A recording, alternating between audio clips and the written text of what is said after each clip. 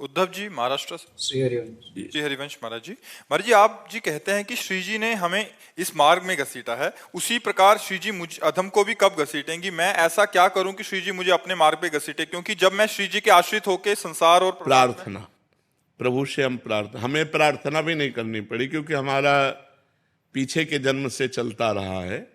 इसलिए कि जैसे होता है ना, कोई किसी को समझाए, कोई किसी को प्रेरित करे, फिर उसकी समझ में आवे कि जीवन का लक्ष्य भगवान की प्राप्ति है, फिर वो चले। ऐसा मेरे जीवन में कुछ नहीं था। स्कूल से आते तो आग लग जाती हृदय में, यार अम्मा हमारी नहीं, ये मरेंगी, पिता हमारे नहीं, ये मरेंगे, हमारा है कौन? ये पढ़ाई लिखाई करके क्या करेंगे? धन मिलेगा, धन का क्या करेंगे? भोग भोगेंगे, भोग के क्या करेंगे? मर जाएंगे। यार मतलब शांति कहाँ है, आनंद कहाँ है, कैसे जीवन का? बस इसी प्रश्न ने, किसी ने हमको नहीं समझाया, इसी प्रश्न ने कहा भागो भागो, ये पूर्व जन्म का भजन ना, भागो। 13 वर्ष की अवस्था में भगा दिया घर से और पूरे जीवन किसी का सहारा नहीं लिया, किसी व्यक्ति का सहारा नहीं लिया कि हम किसी साधु महात्मा का प्रगट में ऐसे साथ चलना, सा कभी किसी का नहीं। असंगो हम पुरुषा, तुम बोल रहे हो तो छुप के सुना और बात जो समझ में आई उसे जीवन में धारण किया, आगे बढ़े। हम किसी का संग नहीं किया, इसलिए संग नहीं किया कि कहीं हमारी जो वो किसी के संग से दब न जाए, क्योंकि आपका संग करें और आपका लक्ष्य है नहीं भगवान का तो हम फंस सकते हैं। तो अब दूरी बना करके रखे और सदैव पूज्य पाद से उड़िया बाबा हमारे आदर्श रहे, उन्हीं के ही वचन, उन्हीं का जीवन। तो हमारी पूछो तो ये पूर्व जन्म का है, इस जन्म का नहीं है। पूर्व जन्म से हमें जो संपत्ति मिली थी उसी ने हमको घसीटा है। अब जैसे आप लोग हो, ये कृपा हुई है कि सत्संग सुनकर भगवत मार्ग में चलने की भावना बनी है। सत्संग सुनकर ये कृपा होती। बिनु सत्संग विवेक न होई और राम कृपा बिनु सुलभ न सोई। बिना सत्संग के ज्ञान नहीं होता और बिना भगवान की कृपा के सत्संग नहीं मिलता।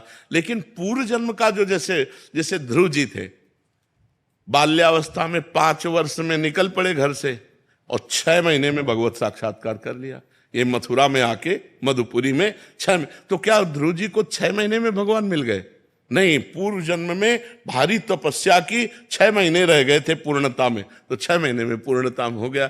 अब जैसे 1-2 लोगों ने कहा कि हम आप जैसा बनना चाहते हैं, हम भाई ये तो हम वादा नहीं कर सकते कि तुम प्रेमानंद बन सकते हो, क्योंकि भगवान के यहाँ ढांचा अलग है। आप जैसा ढांचा नहीं है, आप जैसा ढांचा नहीं, आप अकेले हैं। पूरे भारत में आप देख लीजिए, कुछ ना कुछ फर्क पड़ेगा। कितने ढांचे हमारे प्रभु के पास, आप सोचो। तो अच्छा, प्रेमानंद बनने के लिए वो सामग्री चाहिए जो बचपन में हमको पूर्व में भगवान की कृपा से मिली। उस सामग्री से अकेले भागना और कितना कष्ट सहा है पूरे जीवन में, तुम्हें कैसे बताए। जैसे कोई चल रहा हो, मेहनत कर रहा हो, तो कोई स्याबास बोल दे तो अच्छा लगता है ना, और उसे गाली दे करके उसको निराश कर दे तो प्रायः निराशा ही मिली है। तब वो अंदर से, हाँ, तब वो पुष्टता आई एकमात्र भगवान का आश्रय लेकर। तो सत्संग सुनो, नाम जप करो और भगवान से प्रार्थना करो, तो वो तुम्हारे जीवन की डोर अपने हाथ में ले ले। अब जैसे हमारे जीवन का है, अब हमें न बुरे से कोई न भले से कोई, जैसे चलाओ बस। अपना ऐसे हो गया कि जैसे ड्राइवर बैठा है और वो कहाँ ले जाएगा, कैसे ले जाएगा, बिल्कुल अपने चुपचाप बैठे। क्या बुलवा रहे हैं वो सुन रहा हूं, क्या करवा रहे हैं वो देख रहा हूं, कहाँ ले जा रहे हैं, क्या क्या हो रहा है, ये उनका खेल। ये भागवती ज्ञान है। ये मतलब पढ़ा लिखा ज्ञान नहीं, ये भगवान अंदर से हमारे, जैसे अर्जुन के रथ में भगवान बैठ गए, ऐसे प्रेमानंद के हृदय में भगवान बैठ गए और वो डोरी पकड़ के चला रहे। अब दूसरों को लग रहा है प्रेमानंद कर रहे, और प्रेमानंद तो केवल बैठे, आगे भगवान सब कुछ कर रहे हैं। करें करावें आप सब और जने बढ़ाई दे। तो प्रिया जी से प्रार्थना करो, वही अपने चरणारविंद में ले ले, बस यही सार बात है। जैसे दोनों तरफ बैलेंस करके चलना, संसार और परमात्मा, बहुत मुश्किल।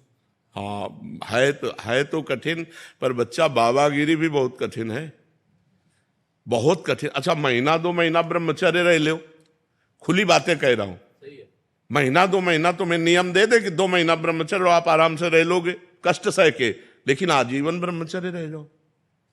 कितना आकर्षण है माया का। नाना प्रकार की भोग सामग्री, मन तो है।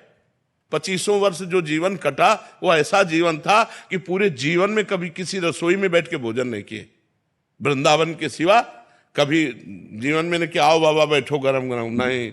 एक रोटी यहाँ से मिल गई, एक मिल गई, और वो भी मिली कि ना मिली गंगा किनारे।